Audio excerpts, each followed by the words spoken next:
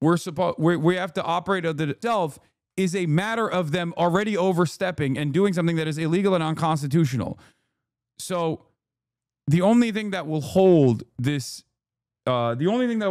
country together is, I guess, a hope and a dream that the Trump administration won't actually violate pre-existing laws.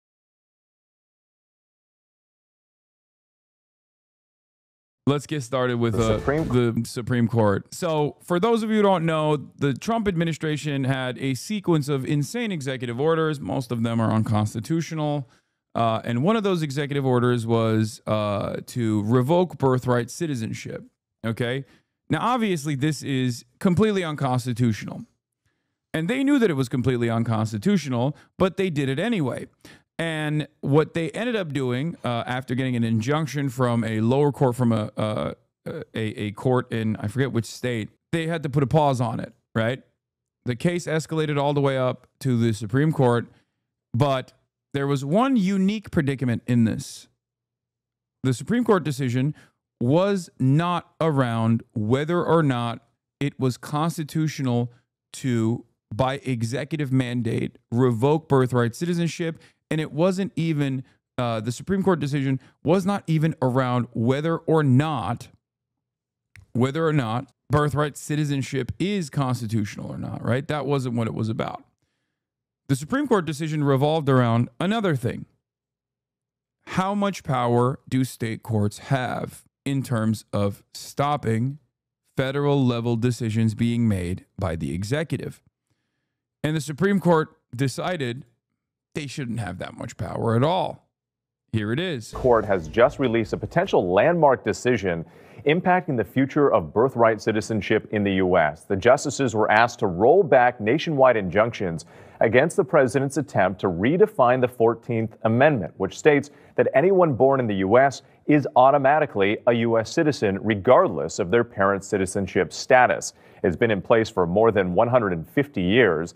But now, in a 6-3 split, the conservative majority ruled that President Trump can move forward with implementing his birthright citizenship change, except for those who brought the case, the 22 states and a group of pregnant immigrant women who brought that case. So it's not directly getting at the 14th Amendment here, but this will have a nationwide impact. Let's go ahead and bring in our Devin Dwyer, ABC's senior Washington reporter, who's been following the Supreme Court on this.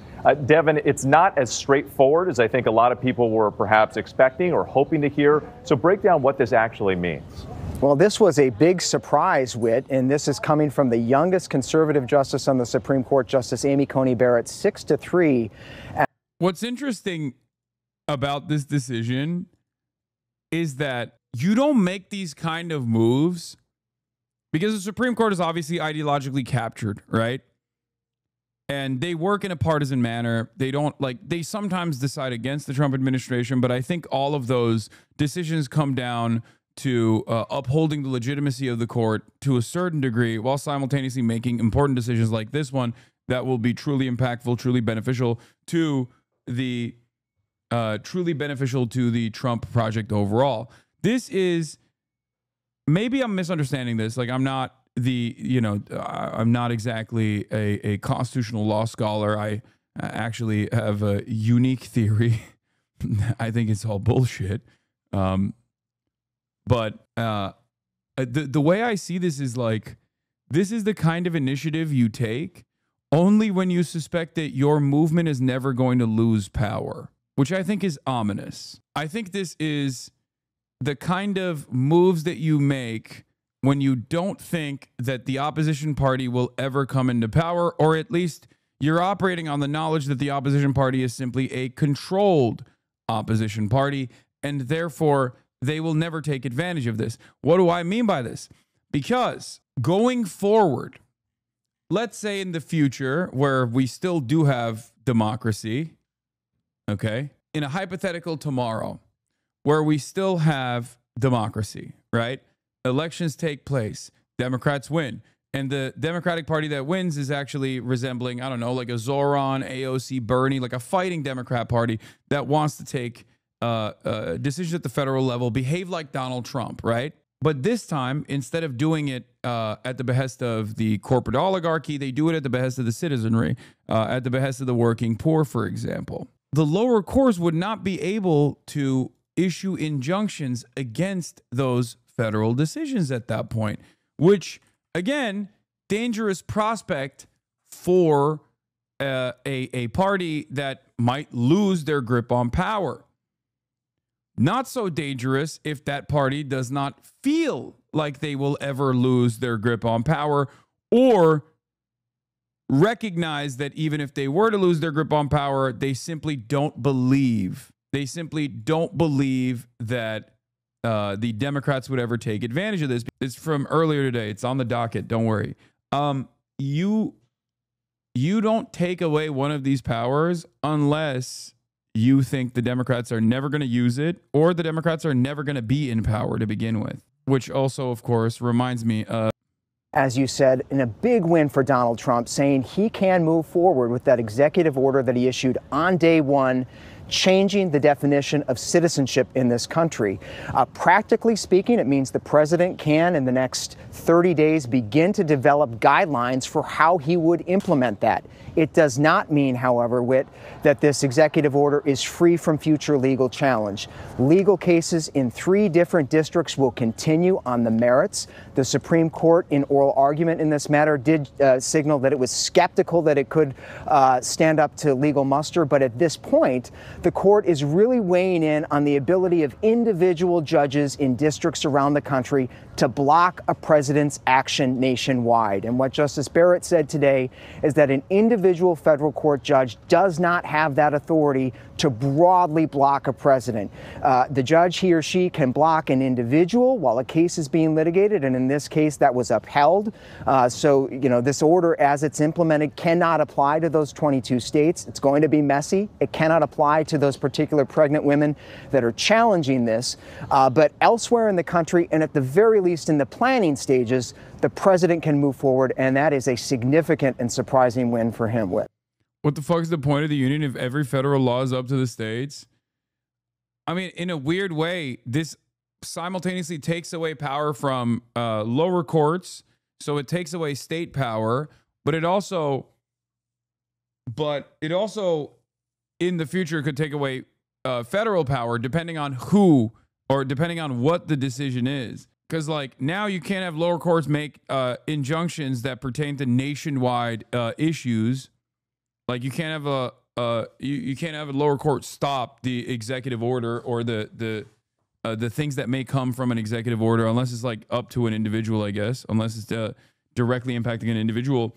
But it's also simultaneously in the inverse.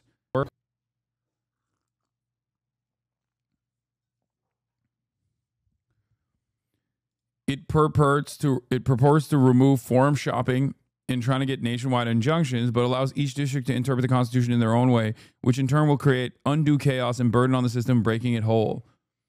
I don't know what happens to the federal government here. I don't know what happens to the lower court system here. Do they just preside over their individual districts? So America is a nation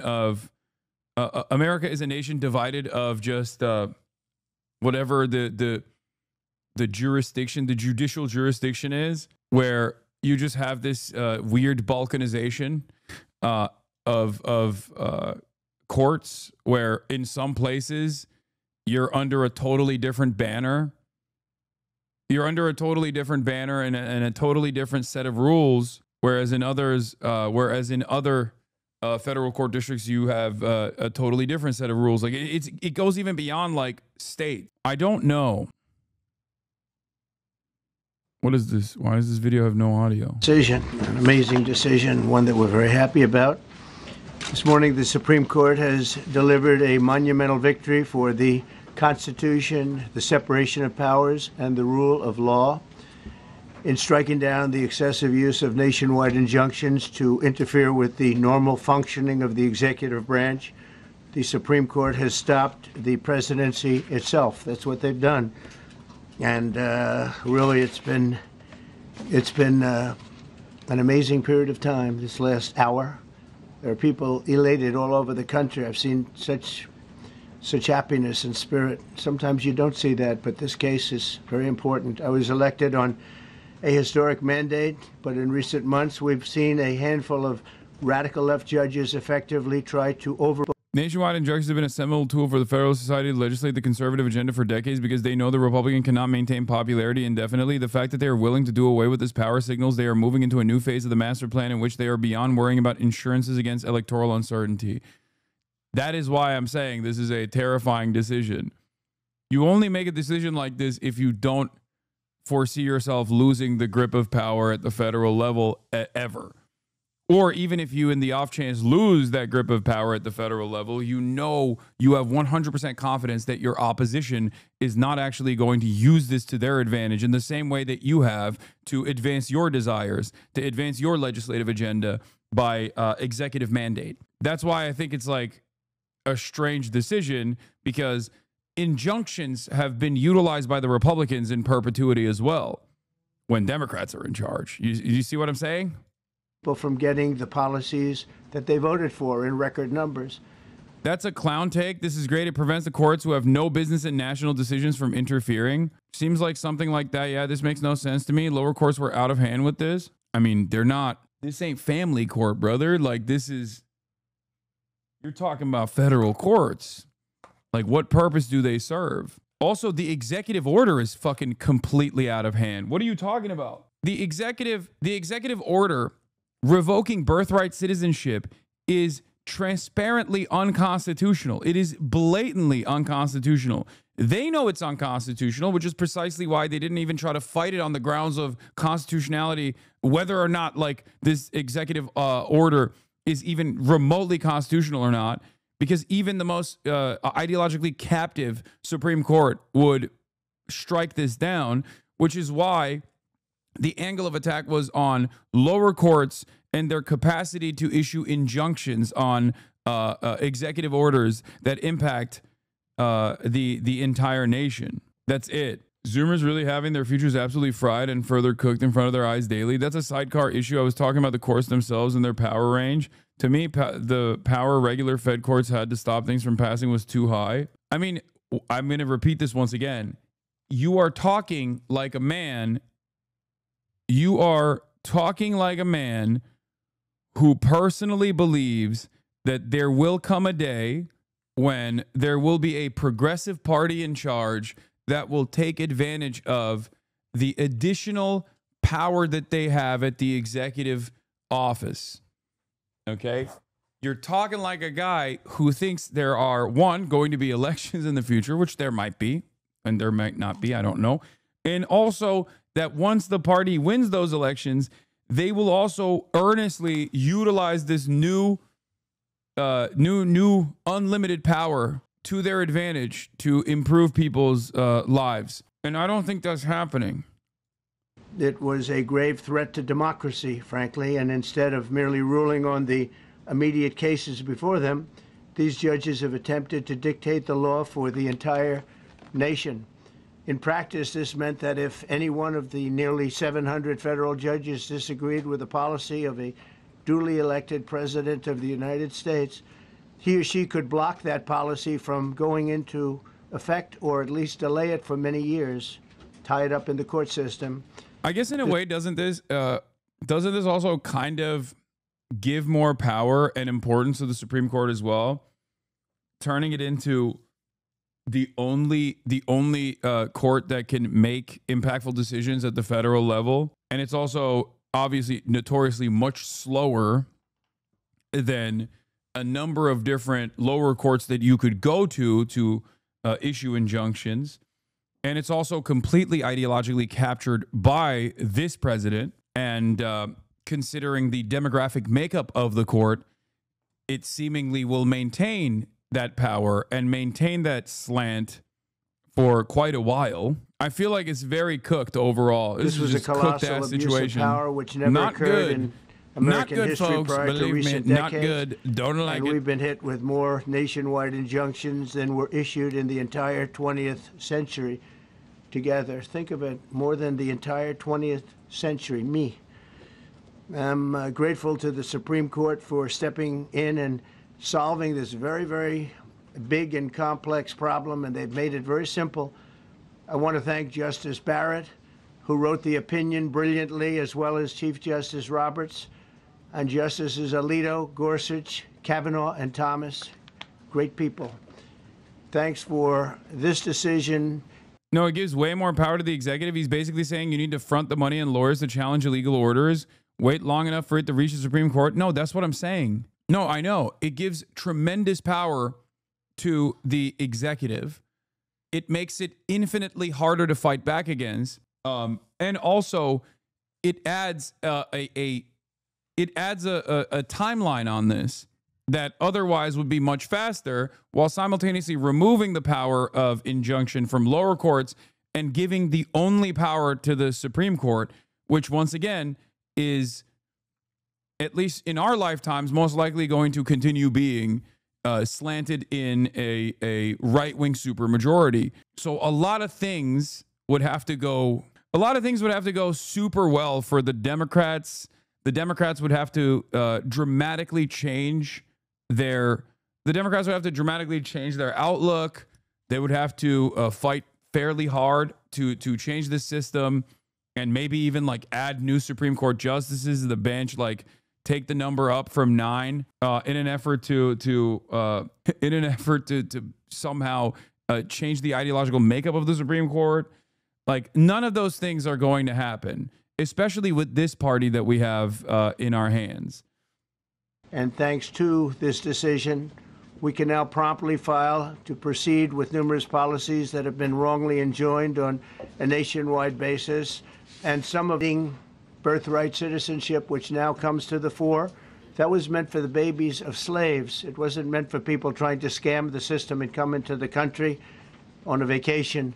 That's literally wrong. That is what it is. Like, that's what it is. That's why it's birthright. You're wrong. Like, that's one attitude that people have because they want to dismantle birthright citizenship, but that hasn't held up in the courts. You know, this isn't the first time people have tried to change birthright citizenship, and the courts have upheld birthright exactly as the opposite of what he's presenting. Now, that might change in the future, depending on, again, how right-wing, how white nativist we've become. But ultimately, the exact same date pouring into our country under birthright citizenship, and it wasn't meant for that reason. It was meant for the babies of slaves. So thanks to this decision, we can now promptly file to proceed with these numerous policies and those that have been wrongly enjoined on a nationwide basis, including birthright citizenship, ending sanctuary city funding, suspending refugee resettlement, freezing unnecessary funding, stopping federal taxpayers from paying for transgender surgeries, and numerous other priorities of the American people. We have so many of them. I have a whole list. I'm not going to bore you, and I'm going to have Pam get up and say a few words, but there's really, she can talk as long as she wants because this is a very important decision. This is a decision that covers a tremendous amount of territory. But I want to just thank, again, the Supreme Court for this ruling. It's a giant. It's a giant, and they should be very proud, and our country should be very proud of the Supreme Court today.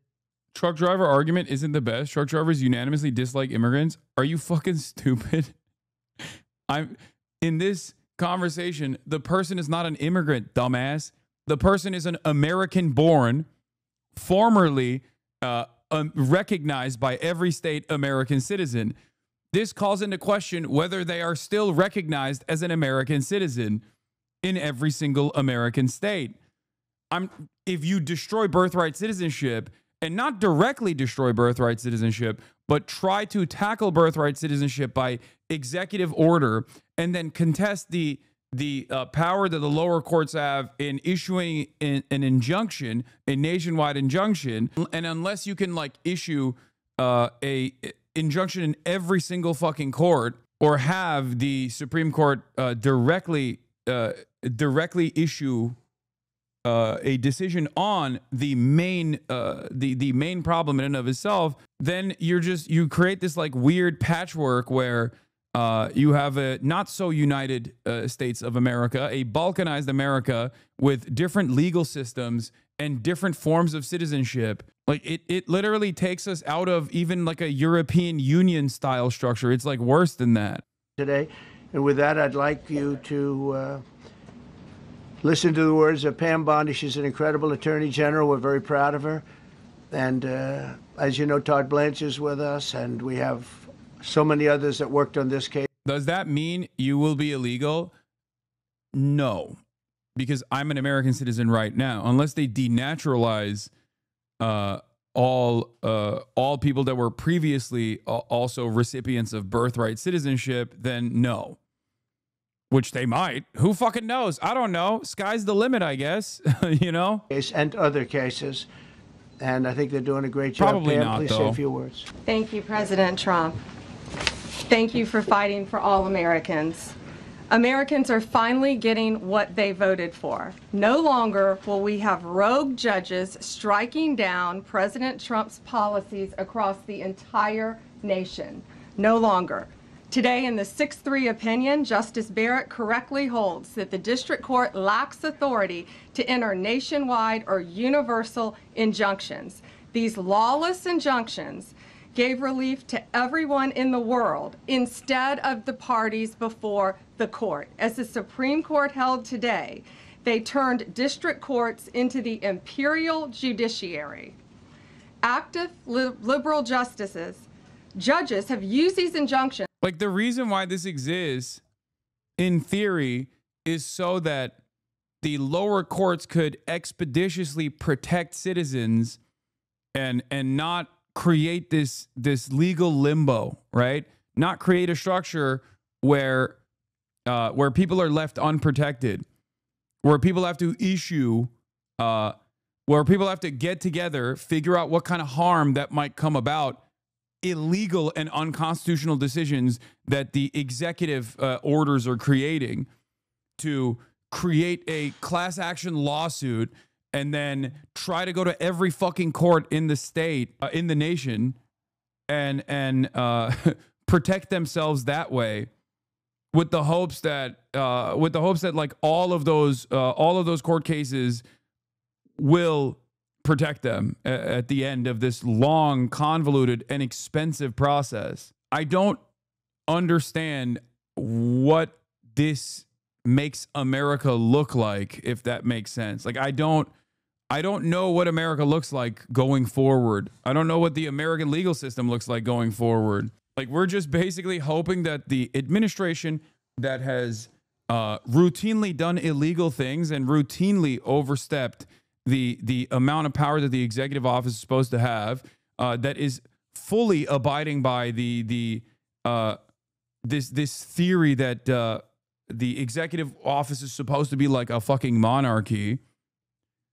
We have to operate of itself is a matter of them already overstepping and doing something that is illegal and unconstitutional. So the only thing that will hold this country together is, I guess, a hope and a dream that the Trump administration won't actually violate pre-existing laws.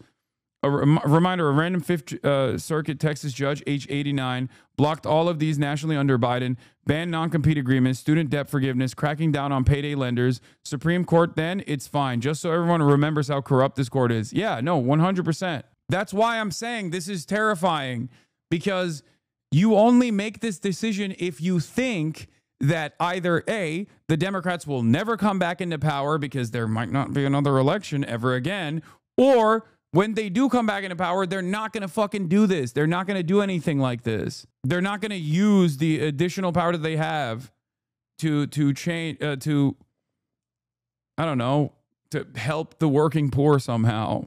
To block virtually all of President Trump's policies. To put this in perspective, there are 94 federal judicial districts. 5 of those districts throughout this country held 35 of the nationwide injunctions. Think about that. 94 districts, and 35 out of the 40 opinions with nationwide injunctions came from 5 liberal districts in this country. No longer. No longer. These injunctions have blocked our policies from tariffs to military readiness to immigration to foreign affairs, fraud, abuse, and many other issues. The judges have tried to seize the executive branch's power. But this is literally how it works. This is how the courts work. There are obviously red districts with red judges. That's why people do judge shopping. That's why people go to different districts. This is how it's always worked. When a Democrat's in charge, when a Democrat's in power, and they make national decisions such as this one, you have Republican districts with Republican judges who fucking issue injunctions to stop it.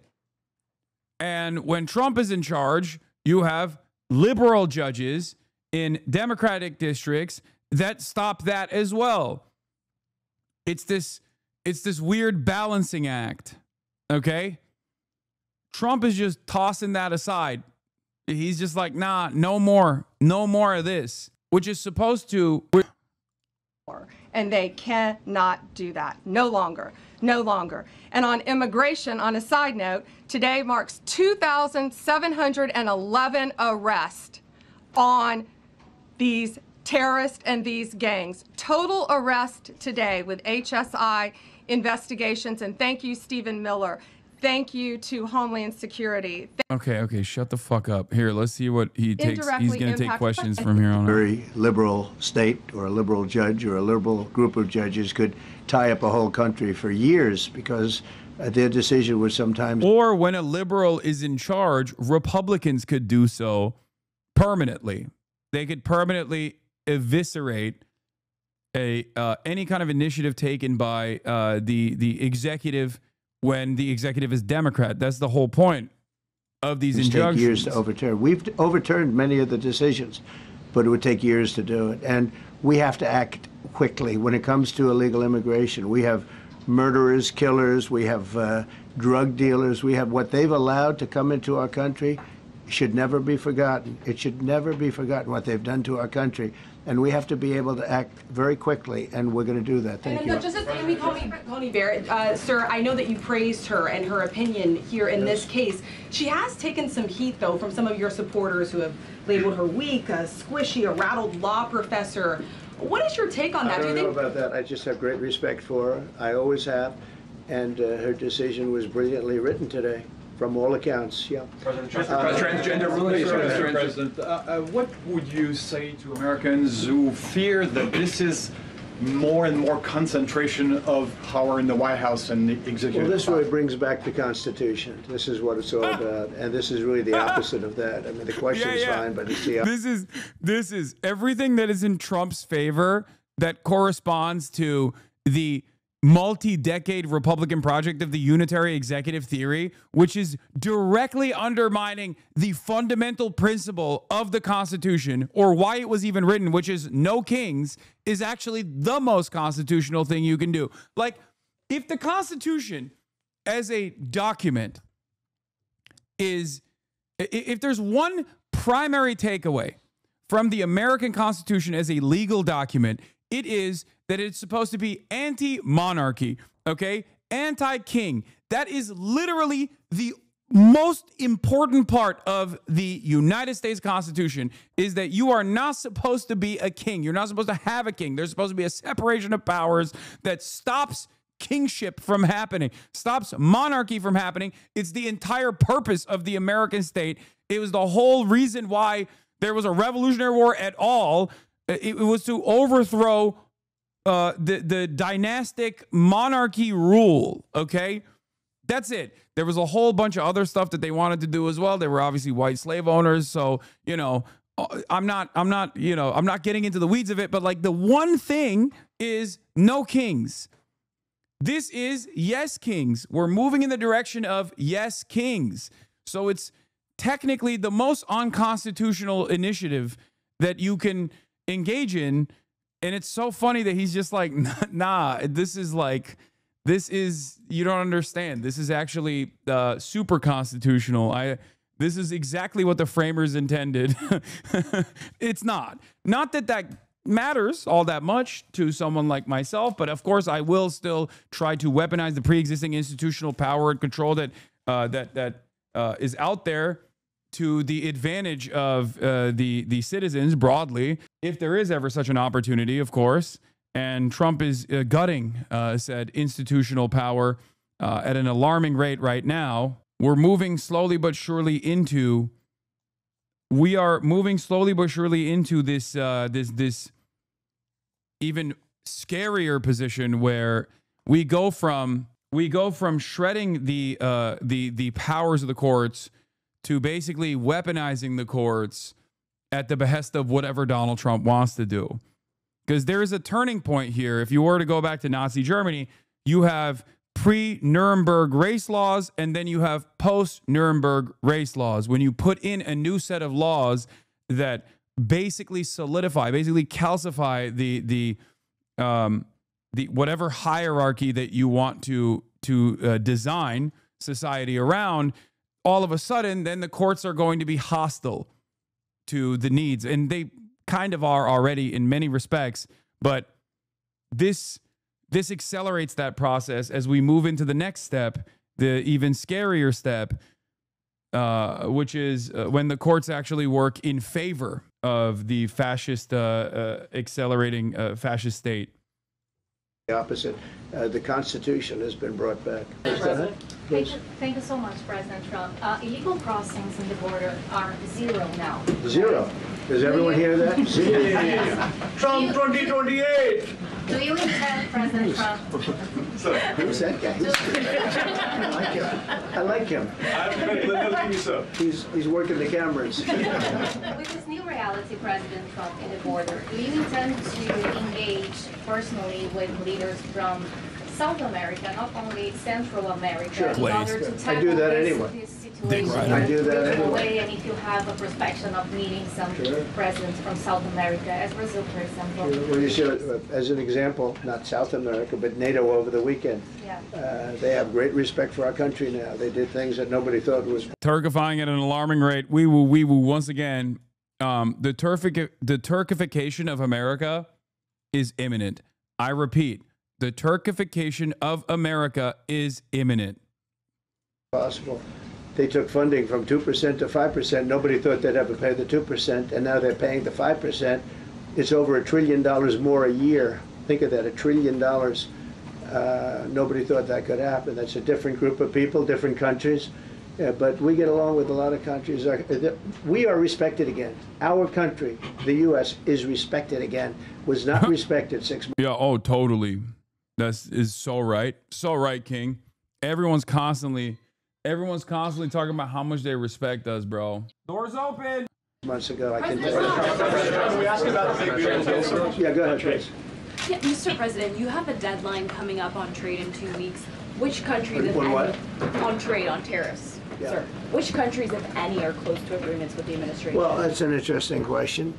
We've made a deal with China. We've made a deal with probably 4 or 5 different countries. With the UK, it was a great deal for both. And we're in the process of making some others. But ultimately, in fact, Scott is here, and Howard Lutnick, these 2 guys have been doing an incredible job, and the people that work with them have been doing an incredible job. But, you know, we have 200 countries, you could say 200 countries plus. We can't do that. So at a certain point over the next week and a half or so, or maybe before, we're going to send out a letter. We talked to many of the countries, and we're just going to tell them what they have to pay to do business in the United States. And it's going to go very quickly. But some of the bigger countries, so India, I think we're going to reach a deal where we have the right to go in and trade. Right now it's restricted. You can't walk in there. You can't even think about it. We're looking to get a full trade barrier dropping, which is unthinkable. And I'm not sure that that's going to happen. But as of this moment, we've agreed to that, go into Indian trade. We're going to be trading in China. That's going to come a little bit down the road, but we're going to be trading in China.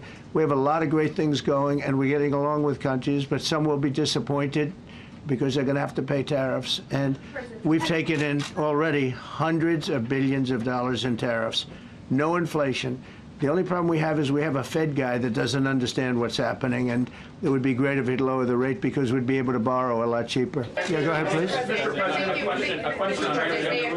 Why don't we keep it on this subject? This is such a big subject. You know what? Trade is so big, but this, I don't know, in a certain way, this might be bigger than trade. I think this is bigger than trade. Yes, please, go ahead. I was wondering, though, if you could... Go ahead. Sir, on the transgender ruling, the Supreme Court ruling that parents with religious objections can pull their kids out of public school lessons that use LGBTQ materials.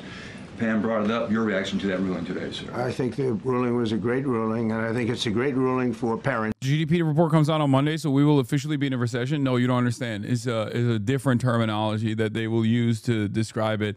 But like, so did the Democrats, really. The Democrats did that as well when they were in charge. And all of the Republicans, bro, you've been putting on to watch Bernie on Rogan for so long. I've catched up. LMFAO. I still want to watch with the community, though. I mean, I don't even... The reason why I haven't really watched it is because I feel like it's a long and convoluted conversation. I don't know how entertaining it is. It's like, we've heard Bernie say the same things over and over again. My man said catched up. It's really a ruling for parents. They lost control of the schools. They lost control of their child. And this is a tremendous victory for parents. And I'm not surprised by it, but I am surprised that it went this far.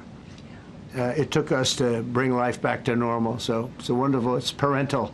And I kept saying, we will give you back your parental rights.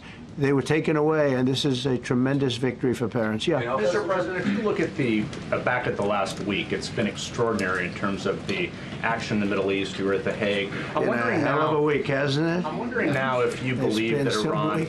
I'm wondering now, sir, if you believe that Iran has given up its long history of ambitions with nuclear weapons, or what you would like to see from them to prove that they do, and what type of meetings is your administration looking for next week with Iran? So Iran wants to meet. As you know, their sites were obliterated. They're very evil nuclear sites. They were now has been proven. We had some fake news for a little while. They're evil nuclear sites. The sites they're so evil, much more evil than regular nuclear sites. There's an evil aura to their nuclear sites, and we obliterated them. The same people. And if you say we didn't obliterate them, you're a liar, and you're hurting the feelings of our big, beautiful bombers, our big, beautiful bombers that worked long and hard to make these big, beautiful bombs specifically for this evil nuclear site. People that covered the Hunter Biden laptop was from Russia, the same people that did 3 or 4 other Russia hoax. Yeah, hit that. No. Hit that note, too. Wait, just listen. They came up with something that delayed the credit that our great pilots and these great America, I mean, what talent that was, and they hit it right down in the spot. 52,000 feet. Think of this dark, no moon, you couldn't see a thing. And they hit the refrigerator door, as they say. That's the size of a target. And overwhelmingly, and it's amazing what was done. We're the only ones that could have done it. And we took out the 2 of the other sites also, in addition to that. We finished them off. That was a very evil intention. I believe that, and again, time will tell, but I don't believe that they're going to go back into nuclear anytime soon. They spent over $1 trillion on nuclear, and they never got it together. And nothing was moved from the site, by the way. To do that is very dangerous. It's very, very heavy material. Those cars were most likely the cars of masons because they were pouring concrete at the top, at the hatch, as you know, the hatch going into the nuclear site. They wanted to reinforce it, and they had some masons there pouring concrete. By the way, that concrete was obliterated. It hit exactly at the concrete. It was, I don't think it had a chance to dry. But everything's down there. It's under millions of tons of rock. Please. Yes. Your administration has said that El Salvador is one of the safest countries in the hemisphere. So why haven't you yet canceled temporary protective status for that country? Was it part of the deal? Well, we'll take a look. We've had a great relationship with El Salvador. They have a... The more he says it, the more I don't believe it. Yeah. It's hard. He is not very convincing. I feel like he's not a particularly convincing person. They're so evil, so much evil you wouldn't understand. We've done it. We eliminated the evil. He's very convincing to a lot of people. I know. But there's not much you can do about that, can you? I mean, I can try my very best to try and explain to people that this is most likely not true, but there's always going to be people that hang on to every word. A fantastic leader. They built a massive prison system, and I don't know exactly why, but it's a hell of a system, and we bring people there, and when they go there, they don't get out. Aren't cult leaders supposed to be charismatic? I mean, he is charismatic. He is charismatic. He's charismatic in general, but he's certainly incredibly charismatic to his cult. And frankly, when they hear they have to go there, they become very nice people. They become very nice people. It's a tough system, but it's a brilliant system, and it's a system done by a very, very good leader. We'll talk about El Salvador. A lot of respect. President, thank you. A question for you, and then a question for the Attorney General. As you go into negotiations and talks with Iran, are you demanding not only that there would be no uranium production inside of Iran, but also that Iran would turn over all existing stockpiles of uranium? Dude, they're gonna do there's reports already. There's reports already that state that America is most likely going to allow Iran to continue enriching uranium at the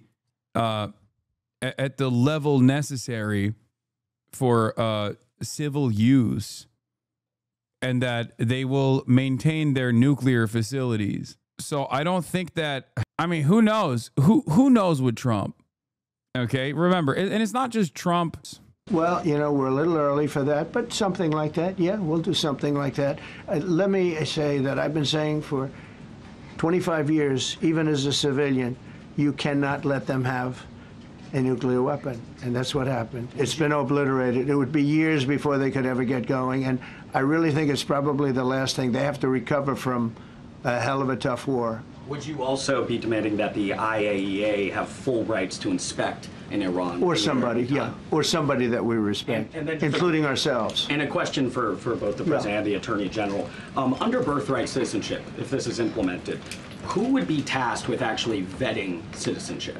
And how, like, would this be a situation where you have nurses and doctors checking for citizenship of parents, or? This is all pending litigation. It's going to be decided in October by the Supreme Court, and we'll discuss that after the litigation. If you have an undocumented baby, would that baby then be an enforcement priority? The violent criminals in our country are the priority now. Let me put it in perspective. Today marked the 2,711th arrest in our country of TDA members, just TDA.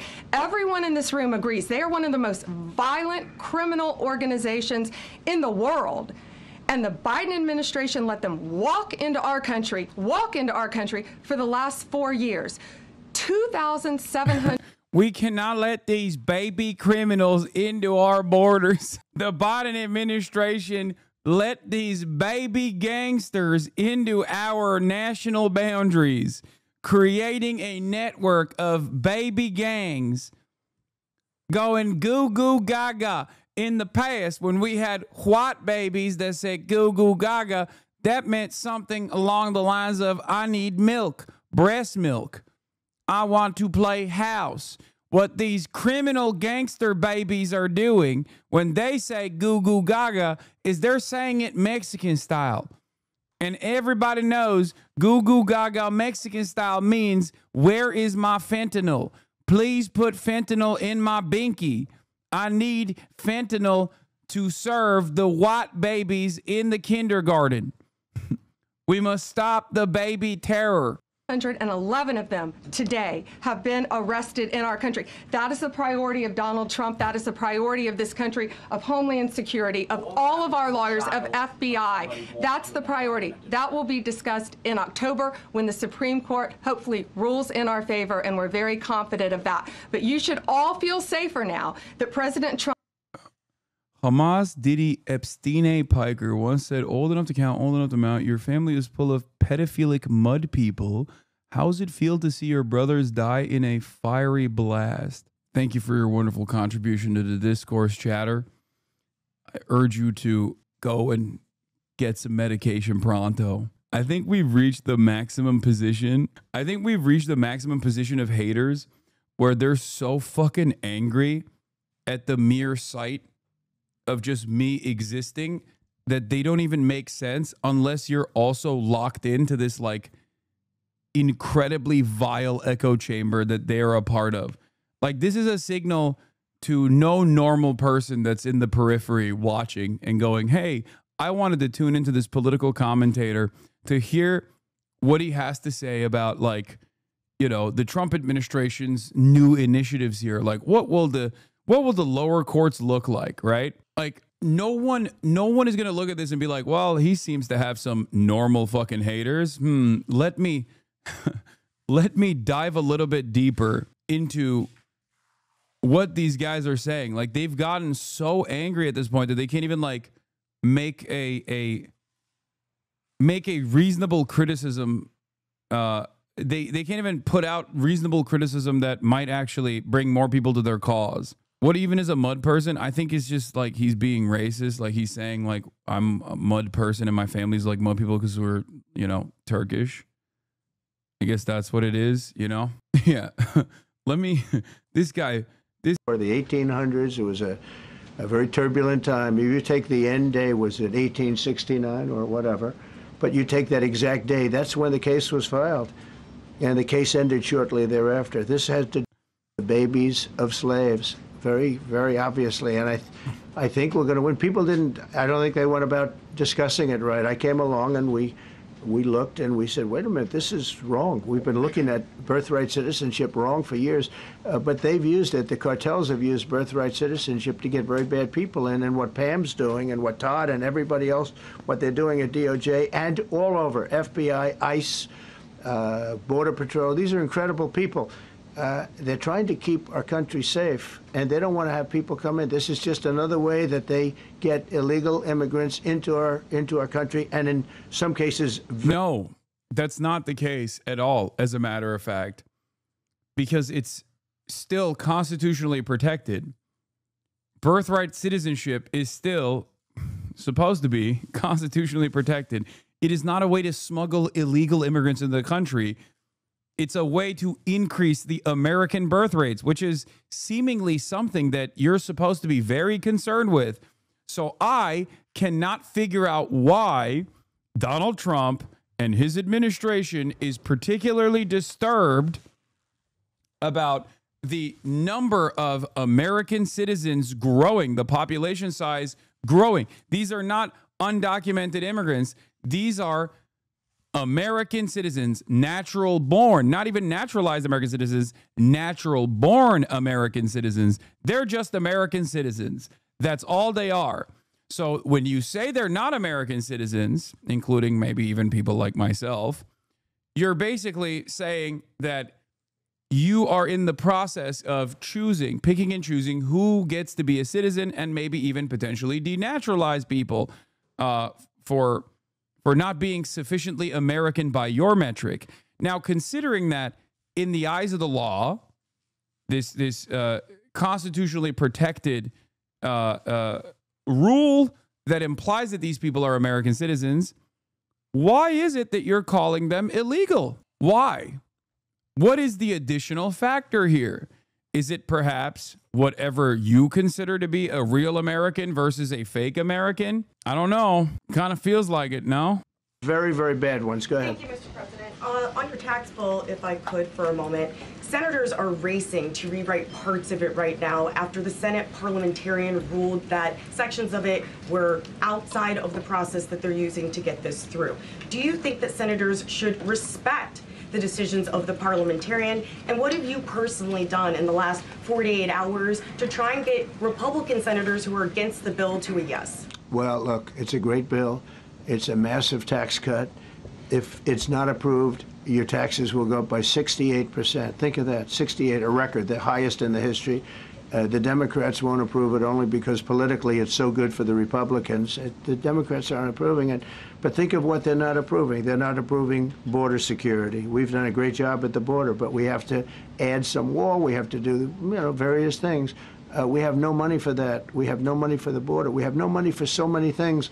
But if the Democrats, and it'd be interesting to see if we get any Democrat votes. We should. If I were a Democrat, I would absolutely, maybe Fetterman, because he seems to be the most sensible one lately. If I were a Democrat, I would vote for this bill all day long because it's tax cuts and so many other things that are common sense. They're basic things. I think they're doing fine. The parliamentarian's been more common sense with this administration. Everything is the exact opposite of common sense. It has been insane. And I would say that I disagree with the parliamentarian on some things, and on other ways he's been fine. But we'll have to see. It's a big issue. I will tell you this: if that bill doesn't pass, the country will get a 68% tax increase. So think of this: you're a Democrat and you vote against it. That means you're voting in favor, because essentially you're voting in favor of the largest tax hike in the history of our country, and you can't do that. No, that was you. And it's not even a tax hike.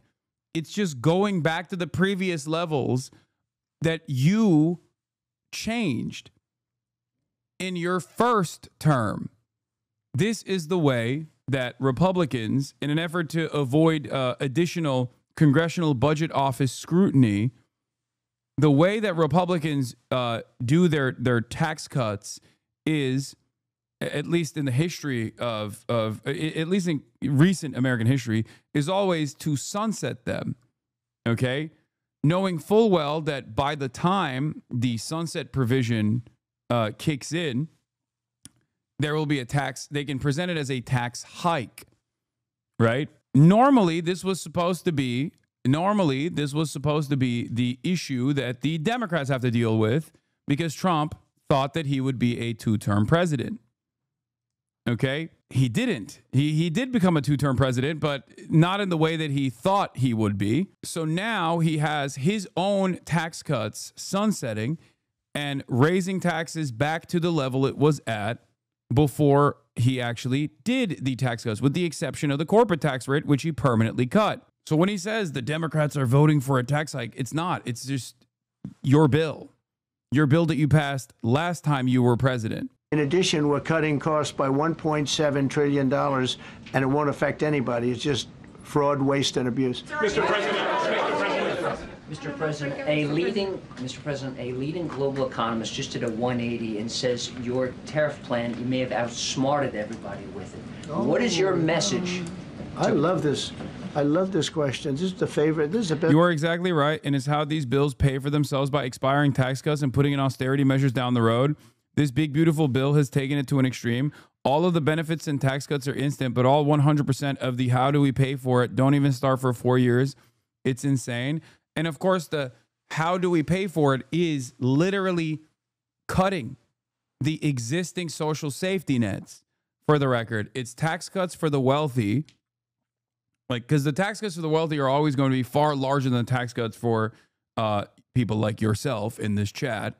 Working class will experience a minor tax cut, okay, as opposed to the majorly consequential tax cuts the wealthy will have. And then on top of that, the way that you game the system to make sure that this doesn't like create a fucking ginormous hole in the deficit is by, on the other hand, cutting expenditure, cutting social safety nets, making it harder for people to get Medicaid, making it harder for people to get SNAP benefits. So it literally fucks over the working poor the hardest. Don't most people hate this bill sucks? I think most people haven't been paying attention to this, and Americans broadly think tax cuts are a good thing because they have no confidence that the federal government is actually going to do right by them anyway. They have completely lost any sort of hope that even those who do pay attention, at least a little bit of attention to this kind of stuff, have completely lost all notion that the taxes that we pay are going anywhere but fucking Israel and child annihilation in the Middle East and in the global South in general. It's never, they don't see it. They don't see any sort of benefit to it, and a lot of the benefits are invisible anyway. This is the problem with defending the federal government, right? When it's working at maximum capacity, it's invisible. You don't think about all of the things that the federal government is doing. That is when it's working, it's basically invisible. It's only visible when it's not working, right? You never turn around and look at like a road. Let's say if it actually worked, if the roads were paved perfectly. You never look at that and go, wow, I love how perfectly paved our roads are. You only recognize it when it's not, when there's a fucking ginormous pothole. That and Reaganomics have basically destroyed Americans and any sort of like fleeting hope that they had that the federal government would ever do right by them and that the taxes would ever actually help them in a meaningful way, even though it still does.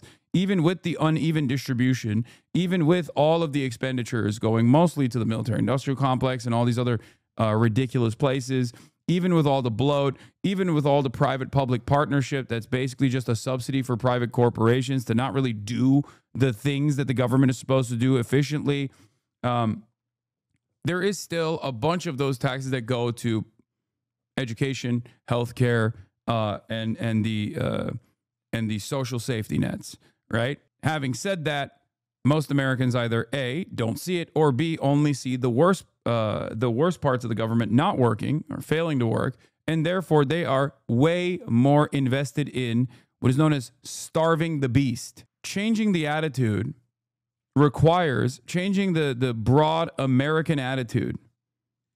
But you benefit from his tax cuts? I do, and yet I still advocate against it. Perhaps you should recognize that maybe I have long-term stability and American prosperity in mind when I advocate against my immediate short-term benefits. That's yes, I am not a trans person, but I advocate for trans rights. I'm a white guy, but I advocate I advocate against police brutality and disproportionate targeting of black neighborhoods. It's called empathy. It's called empathy, but you can make a selfish and self-serving argument as well. I want a more stable and prosperous society to live in. I want future generations to also live in a more stable and more prosperous society that's moving in the positive direction rather than a direction that is harmful, a direction that is ultimately negative. That is my goal. That is why I advocate for the things that I advocate for, even if it doesn't immediately help me in the short term. But then just donate all your money and you won't be benefiting from the tax breaks and you will also help current society. Oh, every fucking time. Even if Jeff Bezos, with the unlimited wealth that he has, that is insurmountable, unimaginable in comparison to someone like myself, okay, were to do that, it wouldn't even put a dent in the current systems of oppression, the current hierarchy, okay? But he isn't crying about the bill. You are? Okay, you're right. Make another comparison. I could make a million comparisons. I don't think that's going to actually help you understand anything. I'm advocating against something that is presented to me as my immediate short-term benefit because I'm thinking of long-term stability for everyone. Because I believe that this would yield a more egalitarian society, would yield a more prosperous society for every single person, a more evolved society. Okay? People like you would do better in this process. I don't think it is that consequential for someone like myself to increase their take-home pay by 5%, 6%. I'm perfectly happy with a increased top marginal tax rate, for example. I advocate for it. I'm perfectly happy with restructuring the way taxing works so that there is even a wealth tax on top of that, so that there is a more even distribution of wealth in this country. I want workers to have autonomy in their lives. I want people to be able to enjoy things. I want in the short term to move in the direction of European-style social democratic reforms. This would create a more prosperous America. You, on the other hand, are not benefiting from this at all, and you're yelling at me for not advocating for my immediate short-term goals, my immediate short-term benefit. Would you actually appreciate it if I were to say, hey guys, this is actually, to lie to you and say, hey, this is good for you. Meanwhile, it's actually just good for me, right? In the short term. Of course, Jeff Bezos isn't crying because he's self-interested. He likes this. He thinks it's awesome. So, you know, the big, beautiful bill has terrible numbers for approval. The media has treated it kind of accurately in the news, so people hate it because I'm not kidding. It adds too much to the deficit. Somehow people care this time. Best question I've ever been asked, because I've been going through abuse for years on this. Because as you know, we're taking in hundreds of no inflation whatsoever. But Mr. President, what is your message to critics who think your tariff plan will cause a recession? I think they should go back to business school. It's so obvious. It's so obvious. I mean, we're taking in billions and billions of dollars from China and a lot of other countries. We took in, I had a call from somebody in the House and a high official. Sir, we have a problem. We don't know what to do. The books are a mess. I said, what do you mean by the books? The books, the money coming in. It's so terrible. I figured, oh boy, what's this? I don't like this question. I said, so what seems, there's so much money coming in and there must be some kind of an accounting mistake because we have hundreds of billions of dollars more money than we thought. I said, do me a favor, go check call me back. You have to call me back. Check the tariff column. Calls me back 2 hours later, says, you're right. We took in $88 billion in tariffs. They have so much money coming in. True story. But more important than the money coming in, we have companies coming in, factories coming in, auto plants being built. AI is being built here instead of being built all over Europe and Asia. We have all of it. We have over $15 trillion, just about, Scott. I think we're right about that number. We went to Saudi Arabia. We went to Qatar, we went to UAE, very smart people, very smart leaders, great leaders, and we took in $5.1 trillion just there. Without the tariffs, I mean, they also liked a thing called November 5th, November 6th, and November 7th. That was a very good little period of time. It's called the presidential election. You know, you used to have one-day election, now you have it go over it, but even if you just took that little period, because it was pretty obvious it was going to be a landslide, and they like that, but they love the tariffs. I had Texas Instruments come in the other day, big company, and he said, we're putting in $60 billion into new plants and new equipment, new everything. Sir, you're going to keep the tariffs, aren't you? Because if I ever took the tariffs off, and we are going to absolutely keep it. And they're worried that somebody that, like this communist from New York, someday gets elected. I can't believe that's happening. That's a terrible thing for our country, by the way. He's a communist. We're going to go to a communistic state. That's so bad for New York. But the rest of the country is revolting against it. But if somebody got elected, they're afraid that if this was taken off, well, we're going to guarantee it's never going to be taken off. And again, we're taking in think of this, hundreds of billions of dollars. And they were all confused because they've never seen this before. You know, it's always the other way. We don't have enough money. So much money is coming in at levels that nobody's ever seen. But most importantly, we have factories being built, car plants being built, companies moving to our country like never before. If you look at 15 trillion, and that's only in a few months, you know, I haven't been here that long. Presidents, like the last one, was a disaster. He's the worst president in the history of our country, by the way.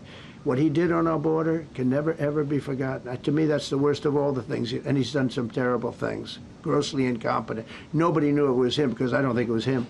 I think it was whoever was controlling the auto pen. But our country is doing great. And those leaders and other leaders, I just left, as you know, a large group of the most highly respected people.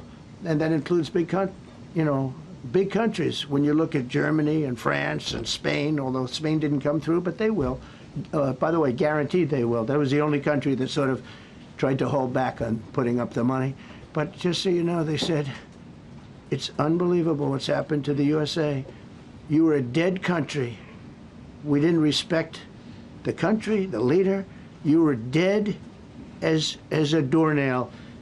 One said to me, you went from being a dead country, you are right now the hottest country anywhere in the world. The whole world is talking about the USA, and everybody wants a part of it, and they're pouring into our country, and you're going to see those numbers. Thank you for that question. Yeah, go ahead, please. Thank you, Mr. President. I have a question about trade. Secretary Besson. So much of this is just like delusional wish casting. So much of it is just like, no, the country was in tatters, and now we've made it great. It's crazy. Everyone's saying it's the greatest it's ever been. They're telling me Mr. President is so hot.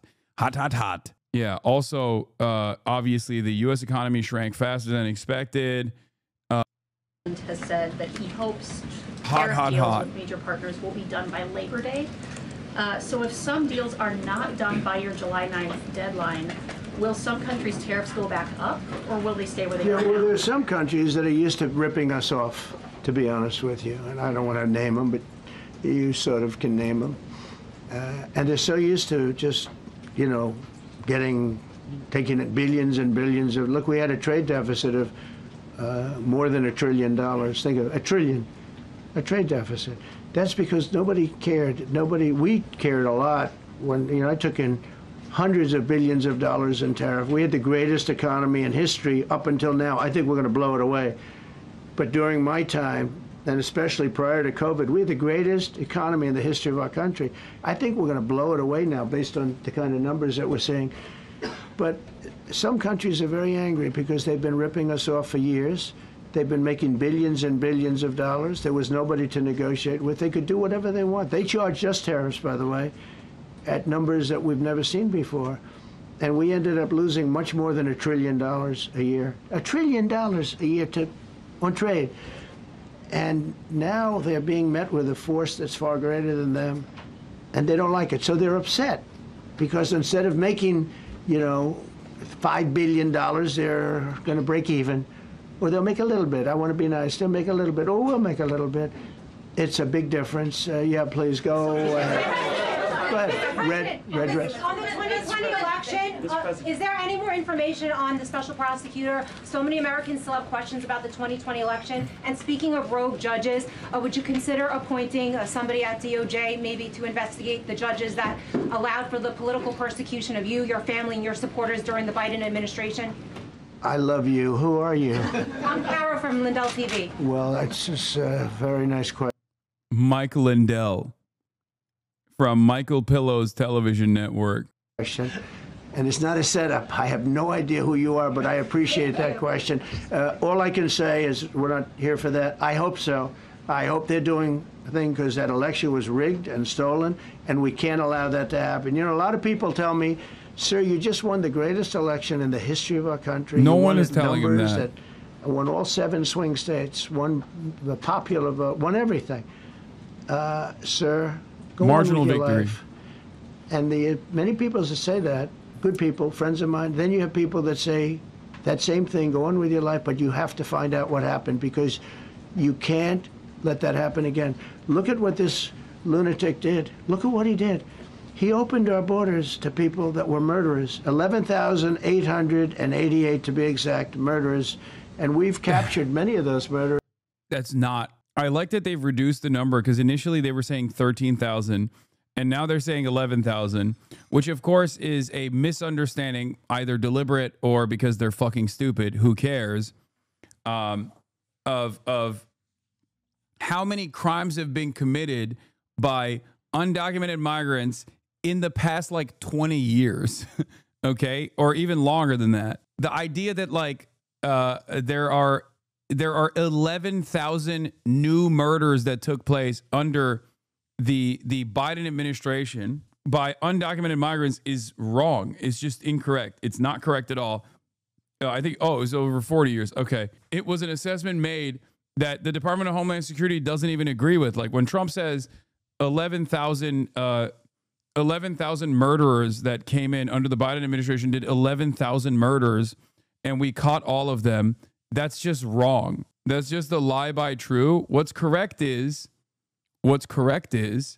that over the course of 40 years, the Department of Homeland Security has logged 11 or 13,000 plus murders committed in manslaughter, not just like directly murdering people, but like car accidents, things of that nature as well are included in this number that are in detention under the either were caught and deported. I think it wasn't even caught and deported. I think it was just caught and went through the legal system and are in prison right now. That's that number. And we're bringing them back, or some of them are so dangerous that we don't even want to bring them back. We're afraid they're going to try and come back in. But he allowed people to come into this country, people from mental institutions, insane asylums, that's a mental institution on steroids, people from mental institutions, gang members, drug dealers, people, jails being emptied out into our country. Venezuela emptied out almost its entire prison population into our country. But I don't want to blame them. Many countries have done that. The Congo, we have a great press conference coming up later, and it's the Congo and Rwanda. They were fighting for years, and it was machetes, it was vicious, it was as vicious, people's heads being chopped off. And I have a man who's very good in that part of the world, very smart, and put them together. And we're signing a peace treaty today. First time in many years they're going to have peace. Yeah, I'm almost certain that when he says like asylum seekers, like he doesn't understand the legal process of seeking asylum, but instead he actually thinks like these are people who escaped insane asylums. And it's a big deal. We talk about Russia, and we're working that one. President Putin called up and he said, I'd love to help you with Iran. I said, do me a favor. I'll handle Iran. Help me with Russia. We got to get that one settled. And I think something's going to happen there.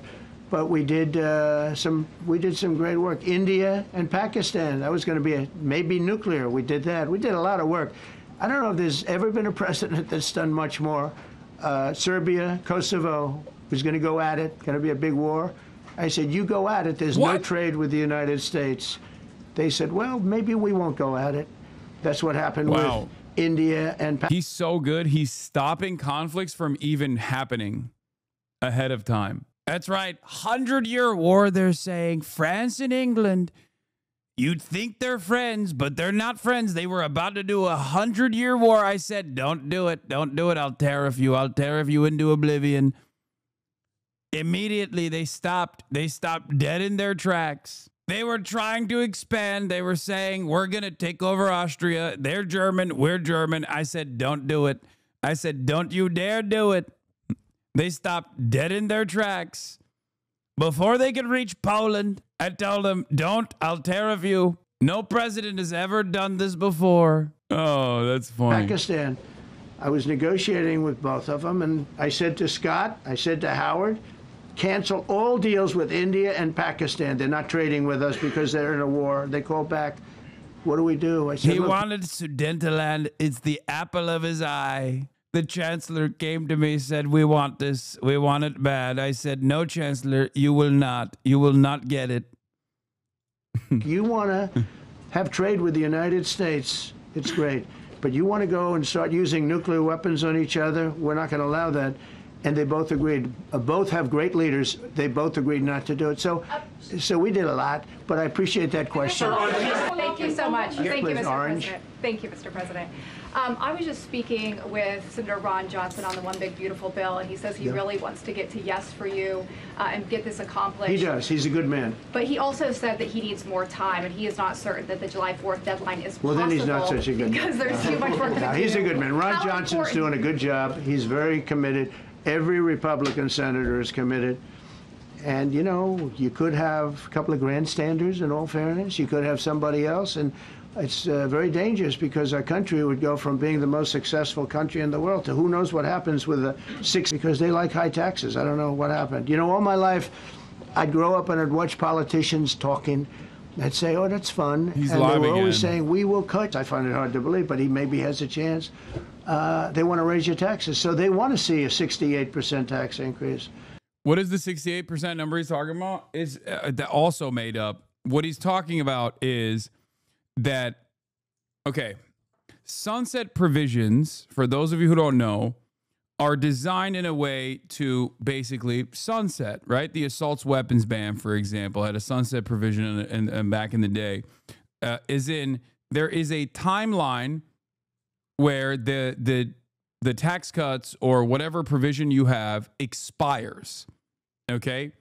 So when Donald Trump did his first tax cut, when he was president in 2017, he created a structure in an effort to avoid really brutal Congressional Budget Office estimates that would show a giant deficit. He designed the tax cuts that were permanent for the corporate tax rate and sunset tax cuts that were slated to expire, slated to sunset by this point in time in 2025. So all of the tax cuts that he put in place that Americans experienced for the past the past almost decade, not a decade, but whatever. All of those tax cuts are supposed to go away.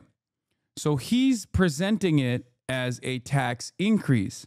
Ironically enough, it's his own tax increase, and he wants to continue those tax cuts. He wants to make those tax cuts permanent, okay? That's what he means when he says, oh, the Democrats want a 68% increase in taxes. It's just a lie. And the reason why he did this is because he thought he would be a consecutive two-term president, and therefore this would be out of his hands. He wouldn't have to deal with this. He wouldn't have to worry about this. And this would be up to whoever, most likely a Democrat or even a Republican, to address. But because he did not win in 2020 and then ran again and then successfully won in 2024, unfortunately, now it's his own issue to deal with. So he is trying to make the most of it by lying, as he does with everything else. There is no 68% tax increase for average Americans. That's fucking ridiculous. It's not a 68% tax increase at all. I don't even fully understand what he is lying about when he says 68%. I don't know. I don't know what he's talking about. I'm sure there is a reason why they arrived at that number, because they usually like to at least like point to something to arrive at that number, but I don't even know what the fuck they're pointing to. I think it's just simply made up. That's not real. What is this? That's more money than anybody could afford. You'd go into a depression if that ever happened. So I think there's a lot of pressure to get that approved. Is the July 4th deadline to you? If it's important. It's not the end all. It can go longer, but we'd like to get it done by that time, if possible. And look, we have a lot of very committed people, and oh, maybe he says 68% of all Americans will see a tax increase. But now instead of, but now that number has changed into. That number has changed into Americans will experience a 68% tax increase. Oh. Maybe. Or maybe he's saying 68% of Americans will. Maybe he just. Maybe I'm misunderstanding it. I don't know. I feel very strongly about subjects that you're not even thinking about that are important to Republicans. The problem we have is that it's a great bill. It's a popular bill, but we'll get no Democrats only because they don't want to vote for Trump. If that bill was their bill, oh, they would be so happy. It's so great for our military. It's great for everything. And they would normally vote, but because their hatred of Trump, they have Trump derangement syndrome at levels never seen before. And instead of voting for a tax cut, they're voting for a tax increase of 68%. They're voting to destroy Social Security. Yeah, no, he straight up keeps saying Americans will see a 68% tax increase. And I think he means 68% of Americans would see a tax increase back to the previous level before his tax cuts in 2017. That is kind of true. And I suspect that that is what the talking points were initially, but because nobody cares about the truth anymore, he can just be a fucking moron and also lie, and people just go along with it. That is the only thing that makes sense here. Here, the tax policy. Destroy Medicare and destroy Medicaid. And we're voting to make them perfect and to make them better, make them stronger and better. They're going to destroy Medicaid and they're going to destroy Medicare, and Social Security will follow. If you vote for the Democrats, you're dead on those three things. Sir, thank you, Mr. President. On a related subject, many Democrats have said that they are not going to support crypto bills in Congress only because of you and your family's personal crypto ventures. And these votes are in some cases needed to pass. Are you open to the idea of pulling away from your personal crypto ventures just for the next few years if that helps get these crypto bills passed in the next few months? Well, it's a very funny thing, crypto. So I became a fan of crypto, and to me it's an industry. I view it as an industry, and I'm president. And if we didn't have it, China would, or somebody else would, but most likely China. China would love to. And we've dominated that industry. It's a big industry, by the way. In fact, when the stock market went down recently, crypto and Bitcoin and all of that went down much less than anybody else as a group. And we've created a very powerful industry, and that's much more important than anything that we invest in. We invest in it, but really that was an industry that wasn't doing particularly well. I got involved with it a couple of years ago, and before the second term. I got involved before I decided to run. I only decided to run because I saw what was happening, and Biden was incompetent, and the administration was crooked and incompetent. And I was in Bitcoin then, not knowing if I was going to do it a third time. So it's become amazing. I mean, it's the jobs that it produces. And I notice more and more you pay in Bitcoin. I mean, people are saying it takes a lot of pressure off the dollar.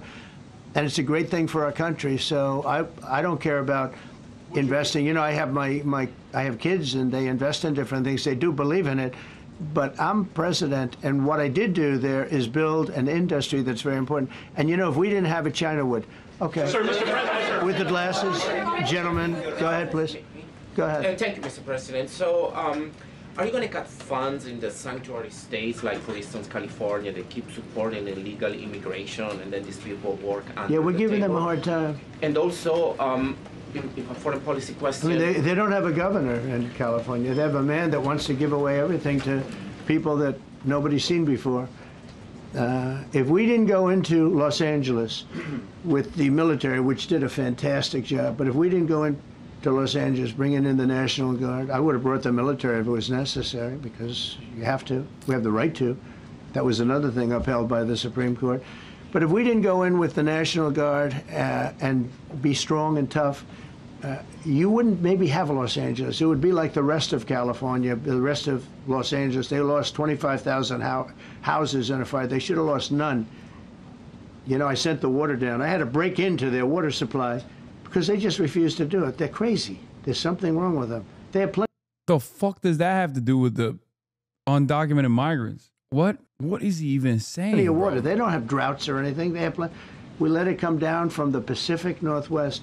They routed all the water out into the Pacific Ocean for environmental reasons, okay? And now you have 25,000 houses, none of which would have burned down if you had the water. They didn't have water. They didn't have water for the fire pumps. They didn't have water in the sprinkler systems that people put in. So the answer is we're going to work with governors. We're going to work with radical left Democrats and Democrats, and we're going to make it good for everybody. We'll have to stop the crime in those, or in the case of the cities, I think I can say just about all cities with heavy crime are run by Democrats. Go ahead. Yeah, with the glasses. I'm with Iran. Go ahead, yes. I love that he did not even talk about the cryptocurrency thing at all, by the way. Or not. He did, but he didn't talk about his own cryptocurrency, like potentially putting his assets in like a trust or something. I know Trump is live right now. I know he's talking about. And we'll get the conflict solved with North Korea. I've had a good relationship with Kim Jong-un.